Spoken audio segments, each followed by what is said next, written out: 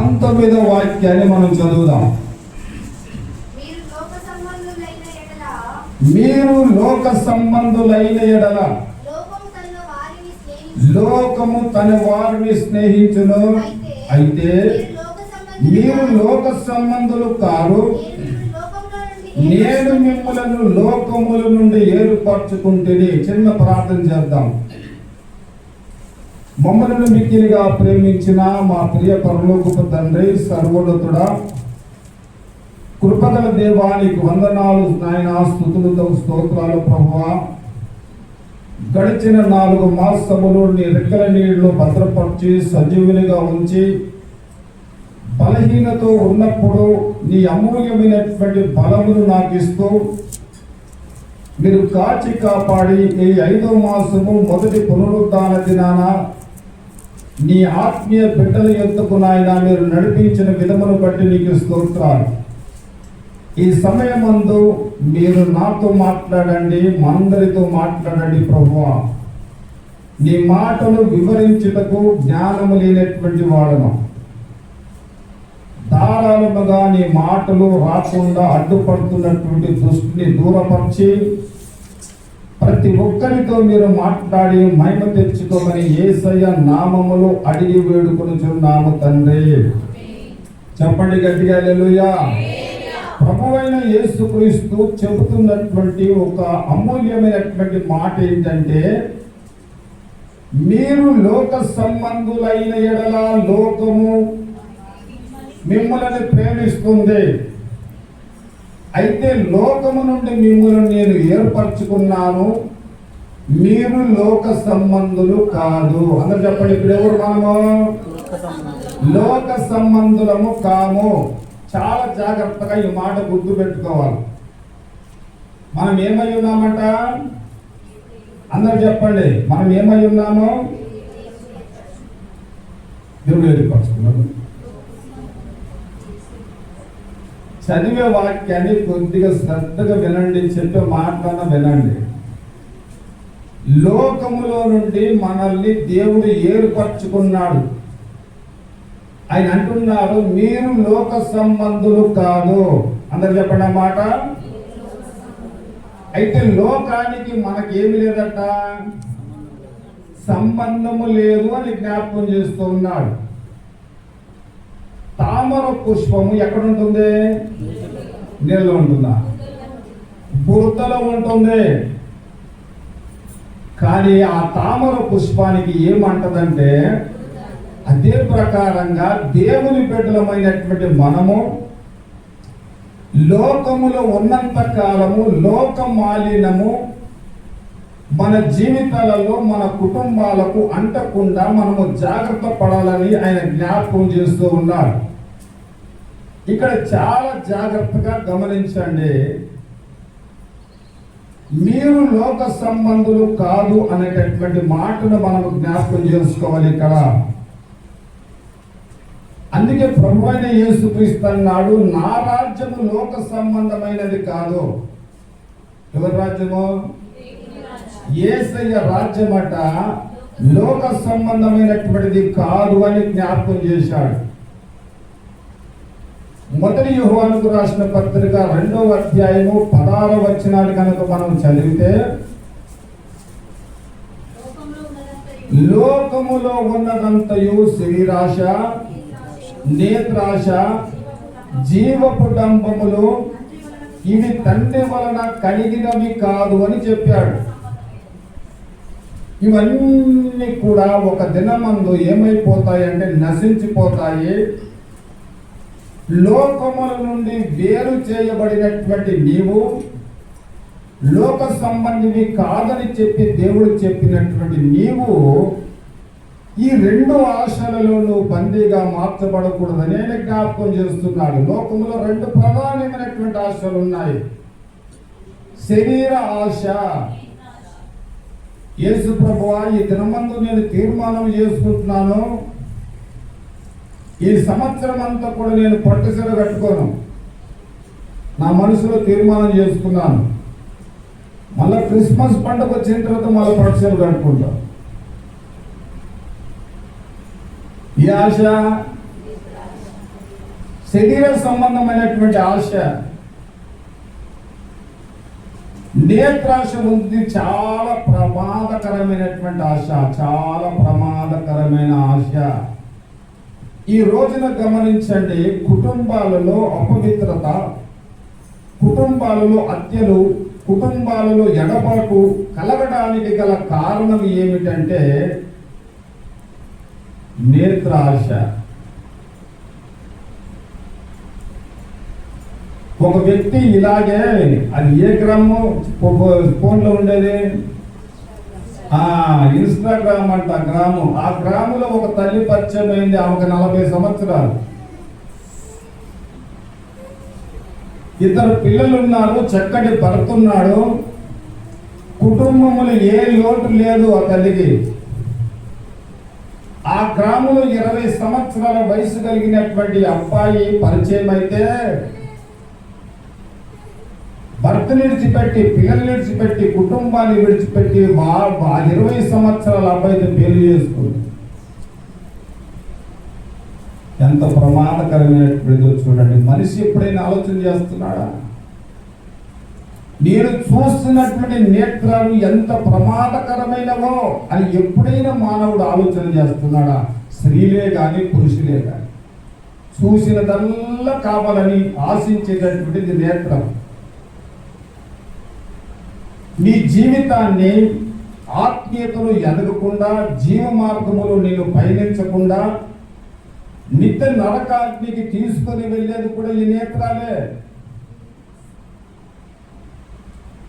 నువ్వు సంతోషంగా సుఖంగా ఉండాలంటే ఒకే ఒక మార్గము, నీ జీవితంలో నువ్వు పాపం చేయి, సుఖంగా బ్రతుకుతావు, నెమ్మదిగా బ్రతుకుతావు.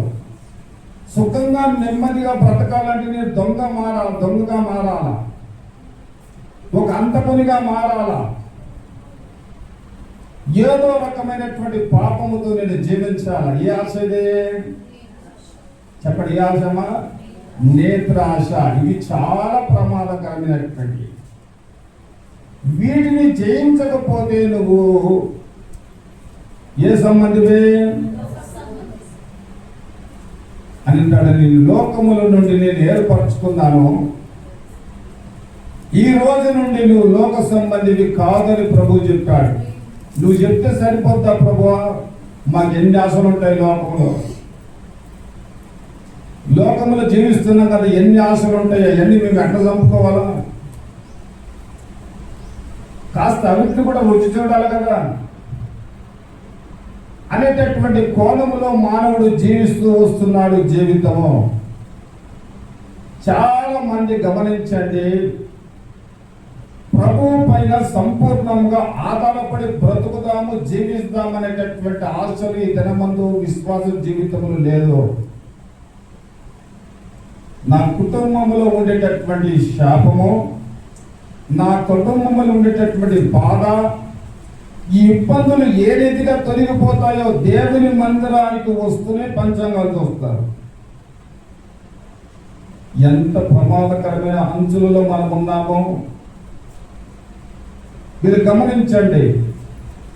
ఏదైనా ఒక క్రిటికల్ గా అనారోగ్యం వస్తే మాంత్రికులను ఆశ్రయిస్తారు. పరిస్థితి ఎందుకు ఇలా అయిపోయింది మా కుటుంబంలో? నిజంగా నువ్వు లోక సంబంధివే,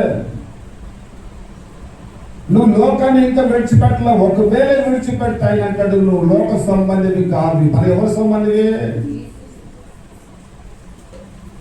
నువ్వు నిజంగా దేవుని సంబంధివి అయితే ఈ పని ఎందుకు చేస్తారు?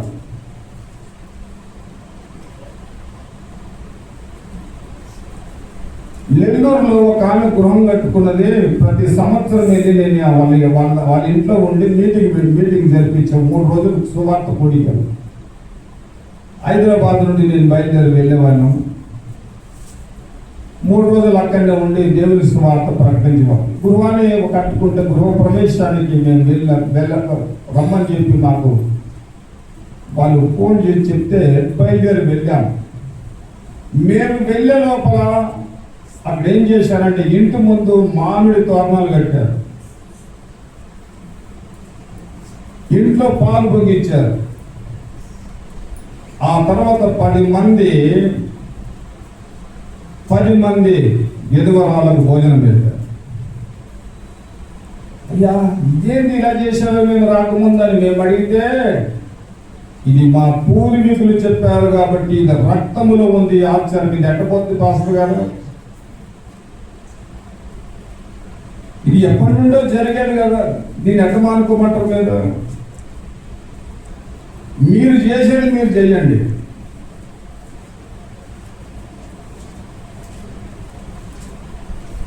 నిజంగా నువ్వు లోకము నుండి ఏర్పరచబడ్డావా? ఒక ప్రత్యేకమైనటువంటి జీవితము జీవిస్తూ ప్రభువుకు మహిమ తెచ్చే బిడ్డగా నువ్వు బ్రతుకుతున్నావా? మీరు లోక సంబంధులు కాదు. ఎంత గొప్ప మాట! ఆ మాట కనుక మనం ధ్యానిస్తే గుండెలు పగిలిపోతాయి. వాక్యం యొక్క లోతులలో ఉండేటటువంటి సారాంశాన్ని తన ముందు మనం గ్రహించగా అందులమైపోయాము. కన్ను నుండి కూడా చూడలేనటువంటి గుడ్డితనముతో బ్రతుకుతున్నాం ఈ రోజున మన బ్రతుకు. 3 గంటలకు ప్రార్థనలో ఉండి ప్రార్థన ముగించుకుంటే నాకు నిద్ర ఉండదు. ఇంకా మళ్ళా ఈ బలహీనతలో ఆహారము సరిగా లేక నా పరిస్థితి ఎట్లుంటుంది మీరు ఆలోచించే, ఒక్కసారి ఆలోచించేయండి. ఎక్కడ నా బిడ్డలు నశించిపోతారో, సరైనటువంటి వాక్యం లేక ఎక్కడ సంఘం పతనపరచబడుతుందో ఎలాగైనా వారిని స్థిరపరచాలా, దేవుని రాజ్యము కొరకు వారిని కట్టాలనేటటువంటి తప్పన ఆరాటము తప్ప నాకు ఏ విధమైనటువంటి ఆశ లేదు. మీరంతా కూడా లోకముల నుండి ఏర్పరచబడ్డారు. మీరు లోక సంబంధులు కావద్దని నా ఆశ. దేవునికి స్తోత్రము కలుగును గాక. నా ప్రియమైనటువంటి ప్రియ దేవుని సంగమా, దేవుని బిడ్డలారా, ఇక్కడ చాలా జాగ్రత్తగా గమనిద్దాం. మీరు లోక సంబంధులు కారు అన్నాడు. మరి మన జీవితంలో మనం ఎవరిమి? ఈ లోకానికి మనం ఎవరిమి? ఒక ప్రశ్న వేసుకోండి. అయ్యా లోక సంబంధులు కాదు అని అన్నావే, మరి నా జీవితంలో ఈ లోకానికి నేను ఎవరినయ్యా అని కొద్దిగా ఆత్మీయంగా మనం ఆలోచించి వాక్యపు వెలుగులో మనము గమనిస్తే ముచ్చటగా 3 విషయాలు మీకు చెప్పి ప్రార్థన చేస్తాను. ఫిలిప్పీయులకు రాసినటువంటి పత్రిక 2వ అధ్యాయము 16వ వాక్యాన్ని మనం చదువుకుందాం. చాలా చక్కని మాట. అట్టి జనము మధ్యను మీరు జీవవాక్యము చేతబట్టుకొని లోకమందు జ్యోతుల వలె కనబడుచున్నారు. అండర్లైన్ చేసుకోండి ఆ మాట. మొదటి పాయింట్, అట్టి జనము. ఎట్టి జనము? దేవుని ఎరగనటువంటి జనముల మధ్య మీరు ఏమై ఉన్నారు అంటే జ్యోతుల వలె కనబడుచున్నారు. దేవునికి స్తోత్రము కలుగును గాక. ఈ జ్యోతి ఎలా ఉంటుంది అంటే ఎప్పుడు కూడా కాంతితో ఉంటుంది, కాంతి కలిగి ఉంటుంది. ఈ జ్యోతి ఎప్పుడు కూడా వెలుగుతూ ఉంటుంది. అనేకులకు వెలుగును కనబరిచినటువంటి జీవితము మనకుందా?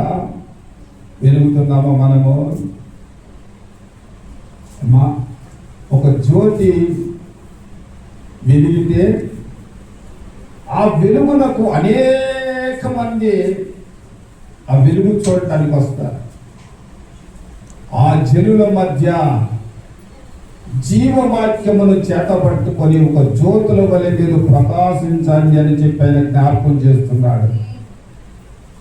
ప్రతి క్రైస్తవుడు, ప్రతి దేవుని నమ్మినటువంటి బిడ్డ ఈ లోకములు ఎలా ఉండాలి అని అంటే ప్రకాశించేటటువంటి జ్యోతుల వలె మనము కనబడాలని చెప్పి ఆయన కోరుకుంటూ ఉన్నాడు. ఒక మాట మీరు గమనించండి. సామేలుకు 5-6 సంవత్సరాల వయసు, చాలా చిన్నోడు. మా ఇంట్లో ప్రతిరోజు ప్రార్థన జరిగేది. ప్రతిరోజు, ఒక్క రోజు కూడా ప్రార్థన జరగకుండా ఉండే రోజు లేదు. బస్తీలో ఉండేటటువంటి వారందరూ కూడా మా మీద చాలా కోపం. మేము కూడా యేసు ప్రభువుని నమ్ముతాము, కానీ వారానికి ఒక్కసారి జరుగుద్ది ప్రార్థన. ఇదేమి ప్రార్థన బాబు, రోజు ప్రార్థన ఇంట్లో అనేవారు. ఇలాగే ప్రార్థన చేసి ఒక రాత్రి మేము పండుకున్నాము. ప్రార్థన ముగించుకొని భోజనం చేసుకొని పండుకున్నాము.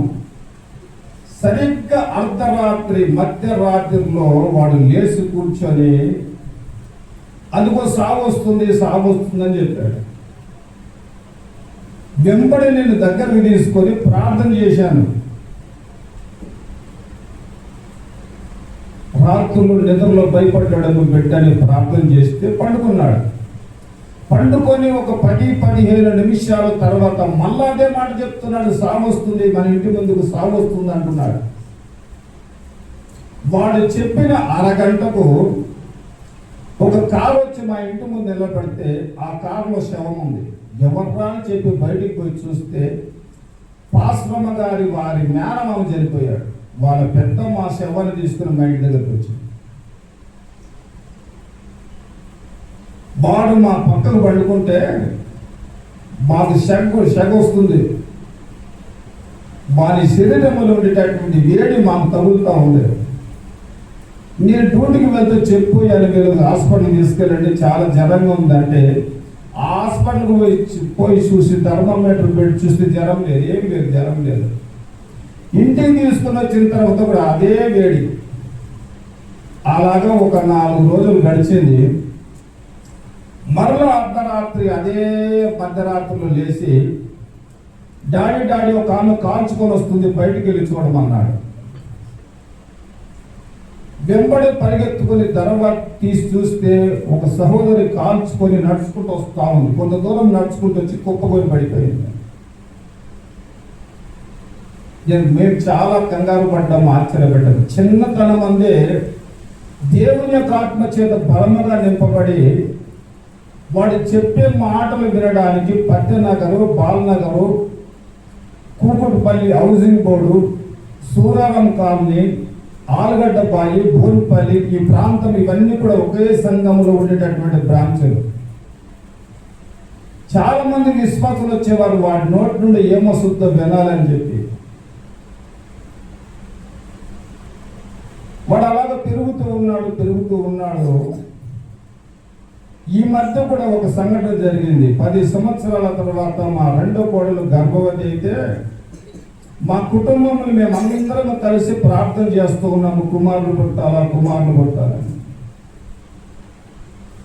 వాడు ప్రత్యేకంగా గదిలో ఉండి ప్రార్థన చేసి బయటకు వచ్చి ఆడబిడ్డ పుడుతుందని చెప్పాడు. తీర చూడబోతే ఆడబిడ్డ పుట్టింది. ఎందుకు ఈ మాటలు మీకు తెలియజేస్తున్నానంటే, మన బిడ్డలు ఒకవేళ ఆత్మతో నింపబడితే ఎన్నో అద్భుతమైనటువంటి కార్యాలను మనం కళ్ళారా చూస్తాము. మన బిడ్డలు ఆ రీతిగా పెంచబడాలి.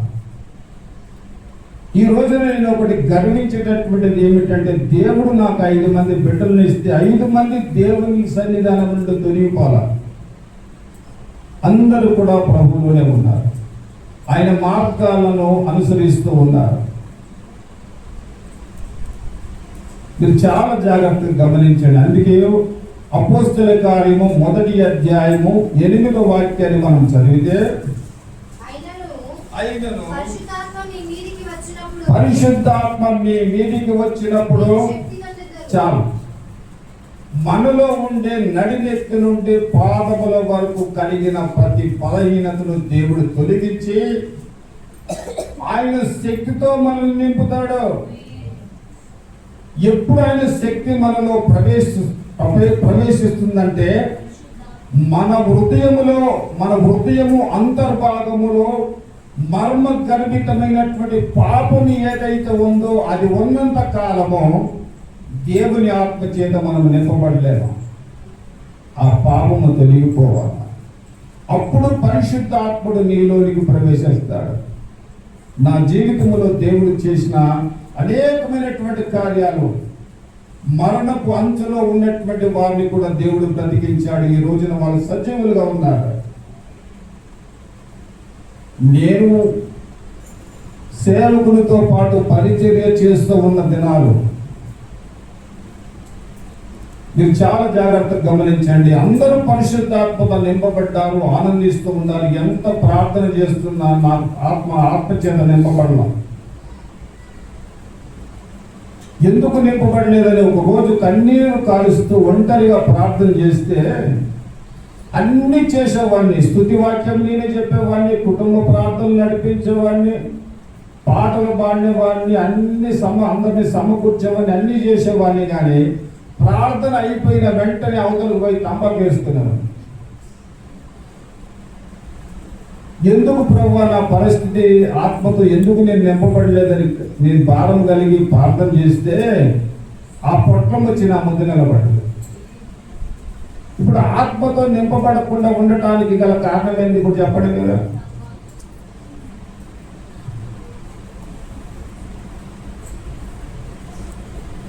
అది పొందితే ఏమిస్తాడు దేవుడు మనకు?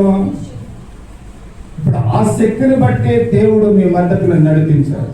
దేవునికి స్తోత్రం చెప్పండి గట్టిగా.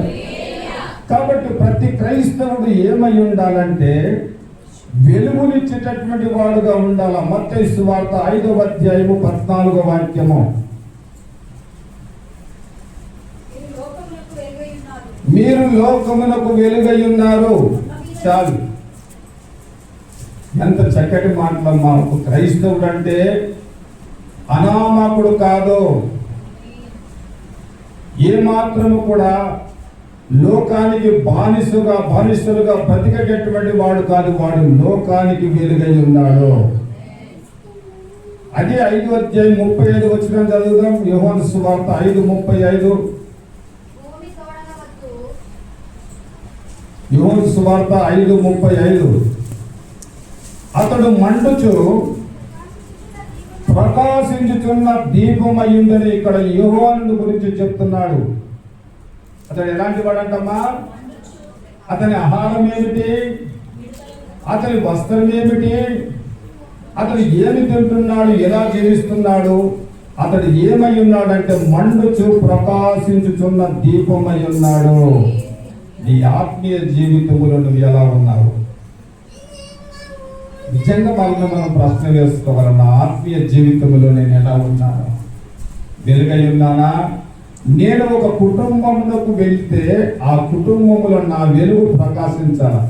కొంతమంది కాలు పెడితే ఆ కుటుంబాల సాయంత్రానికి తగాదలే. మరి ఏ అడుగులు వేస్తారో తెలియదు.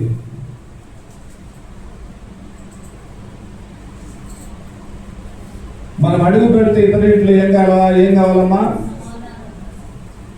ఏదో ఒకటి మంచి వారి కుటుంబాలలో జరగాల. అందుకే దావీదుని ఏమన్నారంటే, ఇశ్రాయేలు అయ్యా మాకు నీవు దీపమై ఉన్నావు, నువ్వు ఏ మాత్రము కూడా ఆరిపోవద్దన్నారు దావీదును. చూద్దామా మాట. 2వ సమూయేలు గ్రంథము 21వ అధ్యాయము 17వ వాక్యాన్ని చదువుదాం. తప్పక చదవాలి.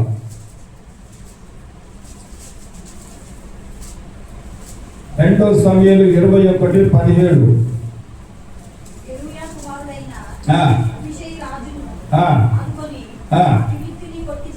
చివరి మాట చదువుమా. చివరిలో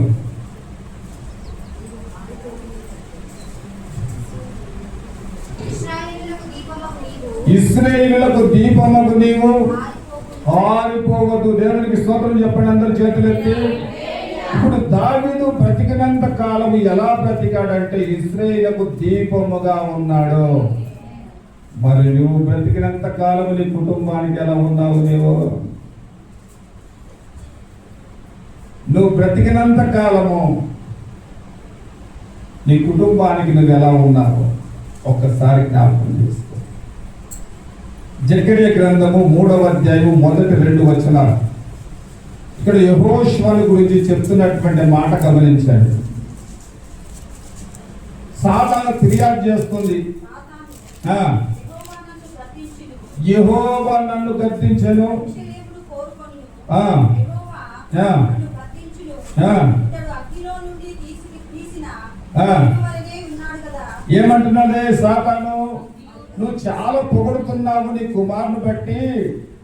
అతడు ఎలా ఉన్నాడంటే మలిన వస్త్రములు ధరించుకొని ఉన్నాడు అని చెప్పినప్పుడు వెంటనే దేవుడు కల్పించుకొని పిచ్చిదనాన్ని కళ్ళకల కనబడుతున్నాడేమో నా కుమారుడు. కానీ ఎలా ఉన్నాడంట?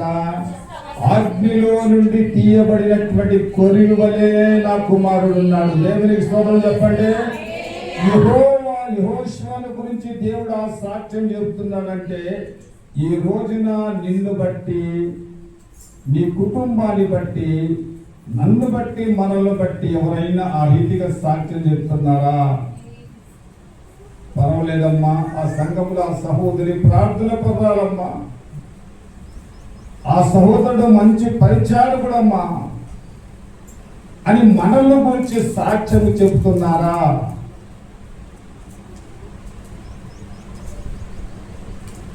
ఇప్పుడు చూద్దాం. ఇర్మియా గ్రంథం 31:20 ఏమంటున్నాడో ఎఫ్రాయిముల గురించి చాలా చక్కని మాట చెప్తున్నాడు.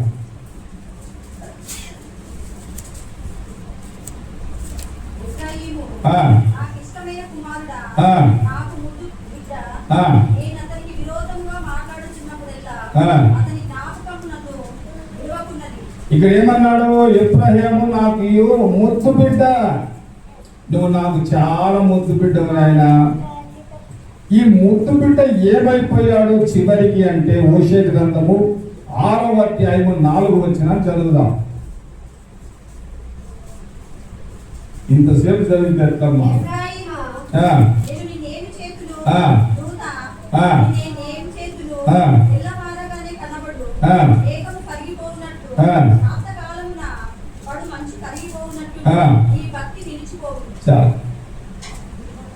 ఎప్పుడేమో నా ప్రియ సహోదరే, నా ప్రియ సహోదరుడా, నా ముద్దు బిడ్డ అన్నప్పుడు ఎంత సంతోషపడ్డామో. ఇక్కడ ఏమంటాడు? అదే ఎఫ్రాయిము ఏమయ్యాడంటే అతనిలో ఉండేటటువంటి భక్తి అంట ఆరిపోయింది. ఎంత దుఃఖమో. మొదట నిన్ను నా బిడ్డ, ముద్దు బిడ్డ అని పిలిచాడు. తర్వాత చూస్తే నీలో ఏమైపోయిందంటే ఉండేటటువంటి భక్తి అంతా ఆరిపోయి చల్లగా అయిపోయావు. ఏమాత్రం కూడా నీలో భక్తి కనిపించలేదు. కాబట్టి లోకములో మనం ఏమై ఉన్నామంటే జ్యోతుల వలె ఉన్నాము. దేవునికి స్తోత్రం చెప్పండి. రెండో విషయాన్ని జ్ఞాపకం చేసుకుందాం. 1 కొరింథీయులకు రాసిన పత్రిక 3వ అధ్యాయము 16వ వాక్యము. మీరు దేవుని ఆలయమై ఉన్నారని చాలు.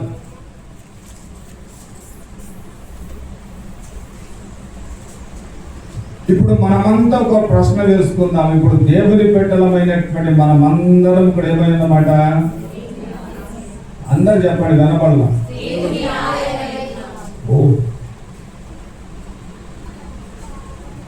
మనమంతా దేవుని ఆలయమై ఉన్నాము. ఈ దేవుని ఆలయముగా ఉన్నటువంటి మనము ఆలయముగా ఉంటే సరిపోదు, ఆత్మ సంబంధమైన మందిరముగా మనము కట్టబడాలి. ఎలా కట్టబడాలా?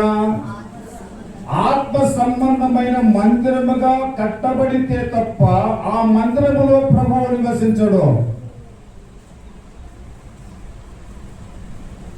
మనం ఏమై ఉన్నాము లోకములంటే దేవుని ఆలయమై ఉన్నామని చెప్పిన జ్ఞాపకం చేస్తున్నారు. ఇంకా మీకు కొద్దిగా అర్థం కావాలంటే 1 పేతురుకు రాసిన పత్రిక 2వ అధ్యాయము 5వ వాక్యాన్ని చదువుదాం.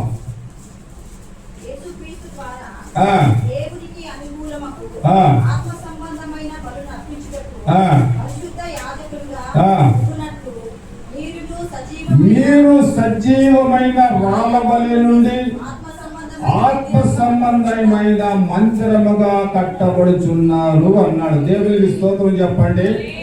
అనుదినము కూడా, ప్రతి దినము కూడా దేవుని బిడ్డలు ఎలా కట్టబడాలంటే ఆత్మ సంబంధమైన మందిరముగా మనము కట్టబడాలి. మందిరం అంటే ఈ 4 గోడలు కట్టుకున్నది మందిరము కాదు. సమాజముగా ఆయన నామమున ఎక్కడైతే కూడుతామో అది మందిరము. ఆ మందిరమే ఏమై ఉన్నదంటే ఆయన నివసించేటటువంటి దేవాలయము. దేవునికి స్తోత్రం చెప్పండి గట్టిగా. నా ప్రియమైనటువంటి ప్రియ దేవుని సంగమా, ఆత్మ సంబంధమైన మందిరముగా మనము కట్టబడాలి. ఒక కట్టడం అనేటటువంటిది కట్టబడాలంటే మొట్టమొదట ఏమి చేయబడాలంటే దానికి పునాది వేయాలి. ఒక ఇల్లు కట్టాలంటే మొదట ఏం చేయాలమ్మా? అందరు చెప్పండి తల్లి. పునాది వేయాలి. ఆ పునాది ఒకవేళ గట్టిగా ఉంటే ఆ కట్టబడినటువంటి ఇల్లు కూడా ఎలా ఉంటుందంటే చాలా గట్టిగా ఉంటుంది. కొన్ని సంవత్సరాలు కూడా అది స్థిరంగా ఉంటుంది. మన ఆత్మీయ జీవితాలలో కూడా మనము వేసుకున్నటువంటి పునాది ఏదైతే ఉన్నదో, పునాది సిద్ధాంతమో అది సరైనటువంటిదిగా ఉండాలి. మీరు బాధపడనంటే ఒక మాట మీకు జ్ఞాపకం చేస్తాను. చేతులు ఎత్తి ఒకసారి చెప్పండి, మేము బాధపడమని. చేతులు ఎత్తండి తల్లి. మన దగ్గర ఒక పునాది సిద్ధాంతం లేదు. 4 పునాదులు వేశారు. 4 రకాలైనటువంటి బోధలు చేశారు. ఏ పునాది సిద్ధాంతాన్ని మనం కలిగి ఉన్నాము? దేనిని అనుసరిస్తున్నా? ఏ పునాది మనం వేసుకున్నాం మన జీవితంలో? ఆత్మ సంబంధమైనటువంటి మందిరముగా మనము కట్టబడాలంటే మనము చాలా జాగ్రత్తగా మన పునాదులను మనము గట్టిగా వేసుకోవాలి. ఎఫెసీయులకు రాసిన పత్రిక 2వ అధ్యాయం 20-21 వచనాన్ని మనం చదివితే, త్వరగా, క్రీస్తు యేసే నిజమైన మూలరాయి, ముఖ్యమైన మూలరాయి. చూడండి, అపోస్తలులు ప్రవక్తలు వేసిన పునాది మీద మీరు కట్టబడి ఉన్నారు. ప్రవక్తలు అపోస్తలు వేసినటువంటి పునాది మీద ఒకవేళ మీరు కట్టబడి ఉంటే మీరు ఏమై ఉంటారంటే ఆత్మ సంబంధమైన మందిరముగా మీరు కట్టబడతారు. ఆ ఆలయములో దేవుడు నిజముగా ఆయన మన మధ్యలో ఆయన నివాసము చేస్తాడు. దేవునికి స్తోత్రం చెప్పండి. కాబట్టి లోకానికి మనము ఏమై ఉన్నామంటే దేవుని ఆలయమై ఉన్నాము. ఇక్కడ చాలా జాగ్రత్తగా మనము గమనించాలా.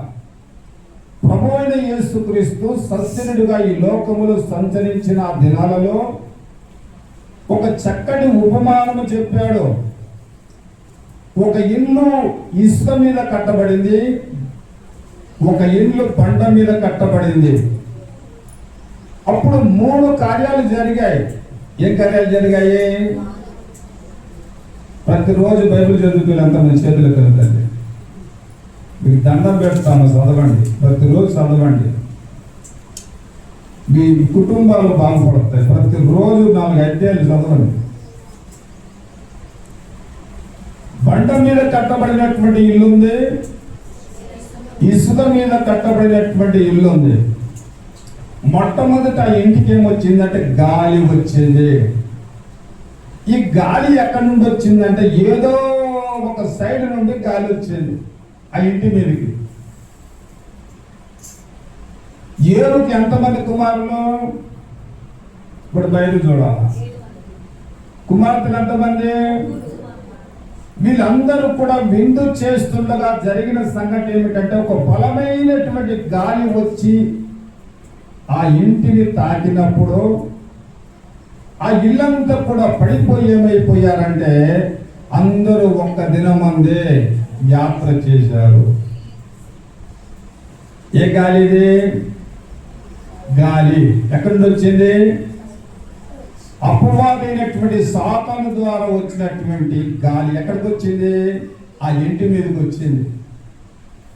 ఇక్కడ మీరు గమనించాలా. రెండోది వరద వచ్చింది. ఈ వరద ఎక్కడి నుండి వచ్చింది అంటే భూమిలో నుండి వచ్చింది. మూడోది వర్షము. ఇది ఎక్కడి నుండి వచ్చింది? ఆకాశం నుండి వచ్చింది. దేవునికి స్తోత్రము కలుగును గాక. ఈ మూడు ఎప్పుడైతే ఒక ఇంటి మీదకి వచ్చాయో, ఆ ఇసుక మీద కట్టబడినటువంటి ఇల్లు, అవిశ్వాసముతో కట్టబడిన ఇల్లు, భక్తిహీనతతో కట్టబడినటువంటి ఇల్లు, స్థిరపరచబడినటువంటి పునాదులు లేనటువంటి ఇల్లు మీద పడినప్పుడు అది నేలమట్టమైపోయింది. దేవునికి స్తోత్రం చెప్పండి అందరూ గట్టిగా. బండ మీద కట్టబడిన ఇల్లు, గాలి వచ్చింది, వరద వచ్చింది, వర్షం వచ్చింది. ఇవి ఏవి కూడా ఆ ఇంటి మీదకి వచ్చినా అది కదల్చబడలా. ఎందుకు కదల్చబడలా? అది బండ మీద పునాది వేయబడినటువంటి ఇల్లు. దేవునికి స్తోత్రం చెప్పండి. మన విశ్వాసం అనేటటువంటి పునాది కూడా ఎక్కడ ఉండాలంటే బండ మీద మన పునాదులు మనము వేసుకోవాలా. దేవునికి స్తోత్రం చెప్పండి గట్టిగా. చెప్పండి గట్టిగా హల్లెలూయా. మొదటి కొరింథీయులకు రాసిన పత్రిక 12వ అధ్యాయము 21 నుండి 27 వచనాలు మీరు రాసుకొని 27వ వచనాన్ని మాత్రం చదవండి. అటువలే మీరు క్రీస్తు యొక్క శరీరమై ఉండి వేరు వేరు అవయములై ఉన్నారు. దేవునికి స్తోత్రం చెప్పండి. ఇక్కడ ఏమంటున్నాడంటే దేవుని బిడ్డలు ఒక అవయములై ఉన్నారు. ఈ అవయములన్నీ కూడా ఏమి కావాలంటే దేవుని మందిరములో వాడబడే అవయములుగా మార్చాలి. అయ్యా, నేను ఒక అవయాన్ని, నా వంతు నేను దేవుని మందిరములో వాడబడతాను. నేను మరొక అవయాన్ని, నేను నా మందిరములో నేను ఒక అవయముగా వాడబడతాను అని మన జీవితంలో మనం ఒక ఉన్నతమైనటువంటి తీర్మానాన్ని మనము కలిగి ఉండాలి. కాబట్టి మనము లోకానికి ఏమై ఉన్నామంటే మీరు దేవుని ఆలయమై ఉన్నారు. దేవునికి స్తోత్రం చెప్పండి. మూడో విషయాన్ని మనం జ్ఞాపకం చేసుకుందాం తొందరగా. అపోస్తుల కార్యము 1వ అధ్యాయం 8వ వాక్యాన్ని చదువుదాం.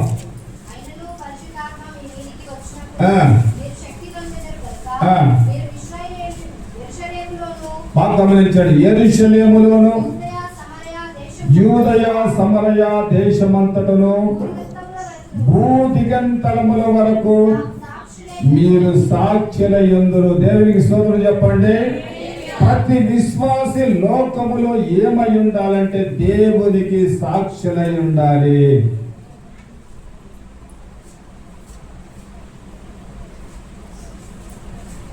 నిజమైన క్రైస్తవుడు ఎలా ఉంటాడు భూమి మీద అంటే ఆయనకు సాక్షి అయి ఉంటాడు. దేవునికి స్తోత్రం చెప్పండి.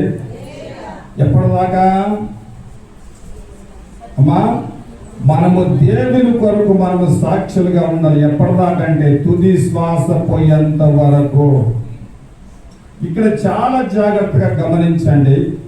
యెరూషలేము అనగా సంఘము. అందరూ చెప్పండి. ఈ సంఘములో మనం ఏమై ఉండాలంటే సాక్షులుగా ఉండాలి.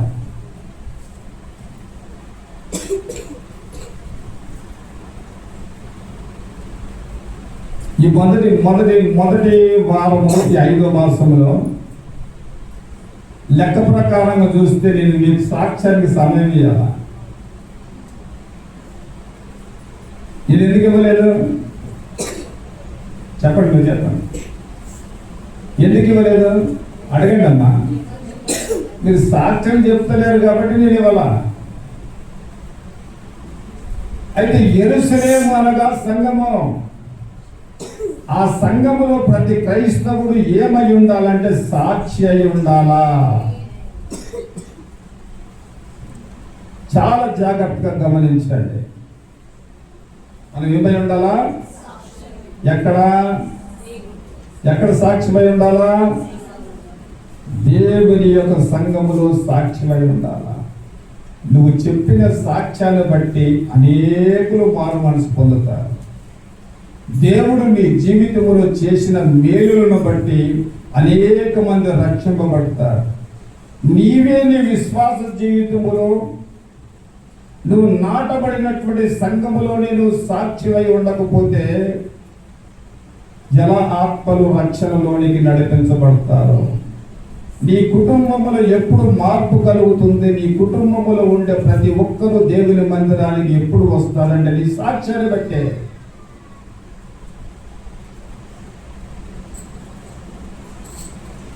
చాలా జాగ్రత్తగా గమనించండి. ఒకటి, సంఘములో సాక్షిగా ఉండాలా. రెండోది ఎక్కడ ఉండాలంట? యూదయ, ఒక గ్రామము.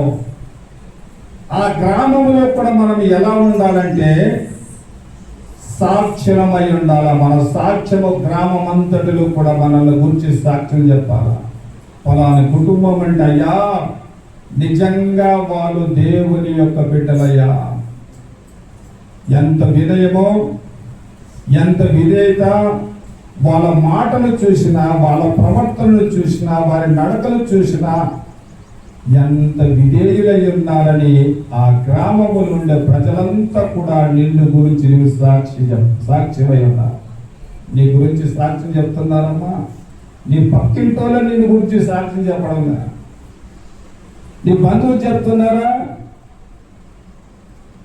నిన్ను గురించి నీ రక్త సంబంధికులు చెప్తున్నారా? ఎందుకు చెప్పడం లేదు? నువ్వు క్రీస్తుకు నిజమైనటువంటి సాక్షిగా బ్రతకడం లేదు కాబట్టి చెప్పడంలా. సంఘములో సాక్ష్యం ఉండాలా.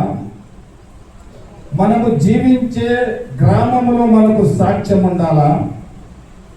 మూడవదిగా మనము జ్ఞాపకం చేసుకున్నట్లయితే చాలా జాగ్రత్తగా గమనించండి. మూడవదిగా మనము జ్ఞాపకం చేసుకుంటే చాలా చక్కటి సమరయ. ఎక్కడ ఉండాలా? సమరయ. ఇది ఎక్కడంటే నీ ఇల్లు. నీ ఇంట్లో నువ్వు సాక్షిగా ఉన్నావా? నీ భర్తకు నువ్వు సాక్షిగా ఉన్నావా? నీ భార్యకు నువ్వు సాక్షిగా ఉన్నావా? తల్లిదండ్రులకు బిడ్డలు సాక్షులుగా ఉన్నారా? ఒకసారి జ్ఞాపకం చేసుకో. మన ప్రవర్తన మారాలా, మన అలవాట్లు మారాలా. మీరు చాలా జాగ్రత్తగా గమనించండి. అక్కుళ్ళ ప్రిస్కిల్ల వారి దాంపత్య జీవితం ఎంత ఉన్నతమైనదంటే వర్ణించలేనటువంటి స్థితిలో ఉంది.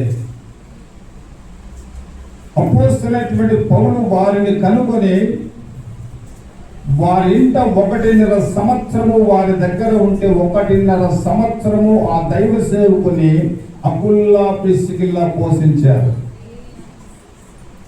ఎప్పటిదాకా తల్లి? అయ్యో గట్టి చెప్పండి అమ్మా. 1.5 సంవత్సరం. మరి ఎవరో మరి నేను వస్తే 1 నెల రోజులు పెట్టుకోండి. 1 నెల ఎక్కువ ఉండాలి. ఎన్ని సంవత్సరాలు పెట్టుకుంటే 1.5 సంవత్సరము దైవ సేవకుని తన ఇంట పెట్టుకుని ఆయన సువార్త ప్రకటించి అర్ధరాత్రి వచ్చినా, మధ్యరాత్రి వచ్చినా, తెల్లవారుజామున వచ్చినా అతనికి పరిచర్య చేసి ఆహారమును వడ్డించి అన్ని రకాలుగా ఏ లోటు లేకుండా దైవజనులు చూసుకున్నటువంటి కుటుంబం అంటే అకుల్లా ప్రిస్కిల్ల. కేవలం నాది కుటుంబం అంటే సరిపోదా, అనేకులకు ఆతిథ్యం ఇచ్చేటటువంటి కుటుంబముగా నీ కుటుంబము ఒక సాక్షిగా ఉండాలి.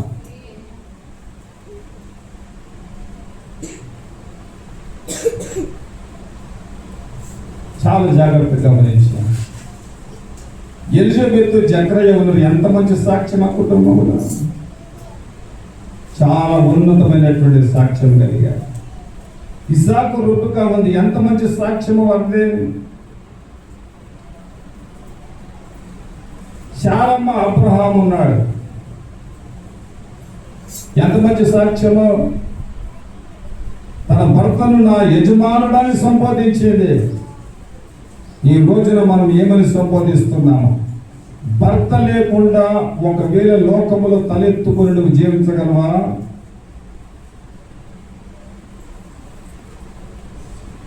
ఏమైనా శుభకార్యాలకు నువ్వు వెళ్ళగలవా? నిన్ను ప్రేమించే నీ రక్త సంబంధికులు నీకు అవకాశాలు ఇస్తారా?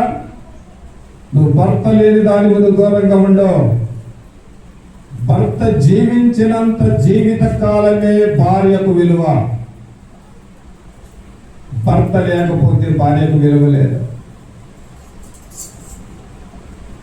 ఒక్కసారి మనం ఆలోచన చేయాలి. దేవుడు తనతో చెప్పాడు, నువ్వు బ్రతుకు దినములంతా కూడా చెమట కార్చి ఆహారము తిందవో. ఆదాముతో చెప్పాడు. కాబట్టి భర్త ఏం చేస్తున్నాడంటే తను వెళ్ళి కష్టపడుతున్నాడు, తన రెక్కలు ముక్కలు చేసుకుంటున్నాడు, శ్రమిస్తూ ఉన్నాడు నా కుటుంబాన్ని పోషించాలని. అలాంటి భర్త మనం ఎలాంటి సాక్ష్యాన్ని కలిగి ఉండాలా? మీరు గమనించండి. పూర్వీకులు చేసినటువంటి సంప్రదాయము చాలా ఉన్నతమైనటువంటిది. భర్త నిద్రించి ఒకవేళ లేవకపోతే భార్య పెందల కడ లేచి మొదట ఇల్లు ఆ వాకిలి వరండా ఉండి ఆ వాకిలంతా ఊడ్చుకొని సాల్పు జల్లి ముగ్గులు వేసి ఆమె పెందల కడ స్నానం చేసుకొని తనను తాను సిద్ధపరచుకొని భర్త కాలంకి వెళ్ళి దండం పెట్టుకునేది. ఆయన లేకపోతే నాకు జీవనం లేదు, ఆయన లేకపోతే లోకంలో నేను బ్రతకలేను. ఎలాంటి సంప్రదాయకు మీ భారతదేశంలో ఎవరైనా దాన్ని అనుసరిస్తున్నారా? ఈ రోజున భర్తకు విలువనిచ్చేటటువంటి భార్యలు ఉన్నారమ్మా. ఒక్కసారి మీరు ఆలోచన చేయండి, మన సాక్ష్యం ఎటుపోతుంది? దేవుని బిడ్డలము మనము మార్చుకోవాలి, మన పద్ధతులను మార్చుకోవాలి, మన అలవాట్లను మార్చుకోవాలి. ఒకవేళ ఈ లోకం విడిచిన ఫలాని పురుషుడు ఇలాంటి వాడు, ఫలాని కుటుంబం ఇలాంటి వాళ్ళని చెప్పి సాక్ష్యం చెప్పాలి. దొరక చనిపోయింది. ఆమె గురించి అనేక మంది ప్రజలు ఏం చేశారంటే సాక్ష్యం చెప్పారు. సంఘములో నువ్వు సాక్ష్యమై ఉండవు, నువ్వు నివసిస్తున్నటువంటి గ్రామంలో నువ్వు సాక్ష్యమై ఉండవు, ముఖ్యంగా నీ ఇంట్లో నువ్వు సాక్ష్యమై ఉండాలి. నీ పిల్లలు రేపు నిన్ను గురించి చెప్పాలి, నా తల్లి ప్రార్థన పర్వాలో, నా భర్త నీ గురించి సాక్ష్యం చెప్పాలి, నా భార్య ప్రార్థన పర్వాలని. ఉదయాన్నే లేచి నా కొరకు ప్రార్థన చేస్తుంది కన్నీరు కార్చి. ఆ ప్రార్థనే నన్ను ఈ రోజున కాపాడుతుంది, వెళ్ళిన ప్రతి స్థలంలో నాకు జయాన్ని ఇస్తుందని భర్త నీ గురించి సాక్ష్యం చెప్పాలా. కుటుంబంలో ఒకరి ఎడల ఒకరు ప్రేమ అనురాగములు కలిగి ప్రభువుకు మనం ఎప్పుడైతే లోపడతామో నిజంగా ఆ కుటుంబాలలో సాక్ష్యము పైన వెలుగుతుంది. దేవునికి స్తోత్రం చెప్పండి గట్టిగా. యోహాను సువార్త 4వ అధ్యాయము 19వ వాక్యాన్ని మనం చదివితే ఇక్కడ సమరయ స్త్రీ యొక్క సాక్ష్యము ఎంత ఉన్నతమైనటువంటి సాక్ష్యమో చూద్దాము. త్వరగా చూడండి, మా సమయం లేదు. అప్పుడు ఆ స్త్రీ, అయ్యా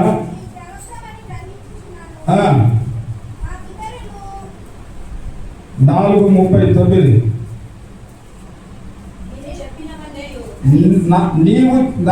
నీవు చెప్పినవనియు నేను చేసినవనియు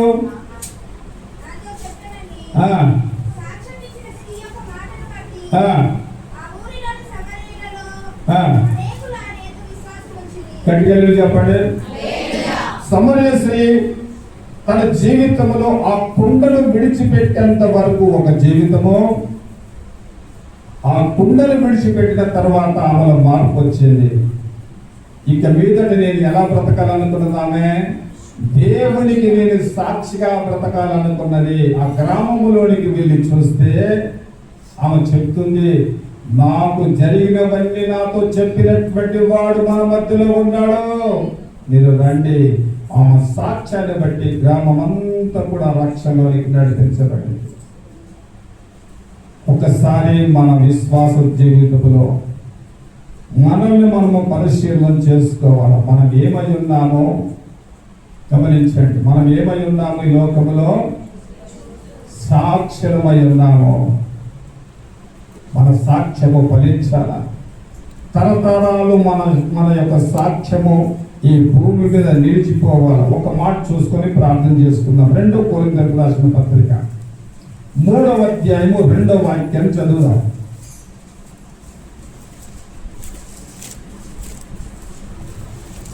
2 కొరింథీ 3వ అధ్యాయము 2వ వచనం.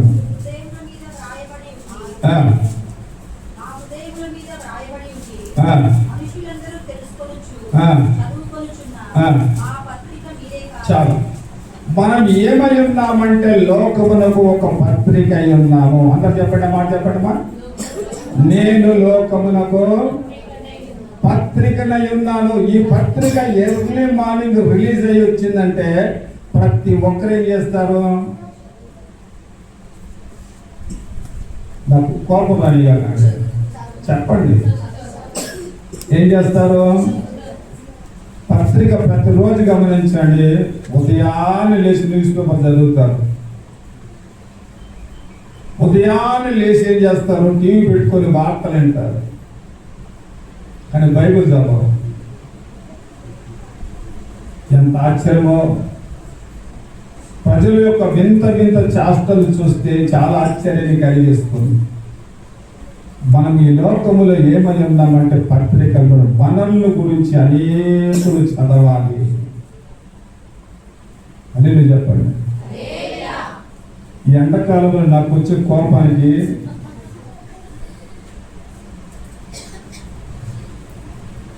మీరు ఎంత గట్టిగా చెప్తే అంత ఉద్యమం అవుతుంది నాకు. చెప్పండి ఒకసారి. ఇప్పుడు చెప్పండి, లోకానికి మనం ఏమై ఉన్నాము?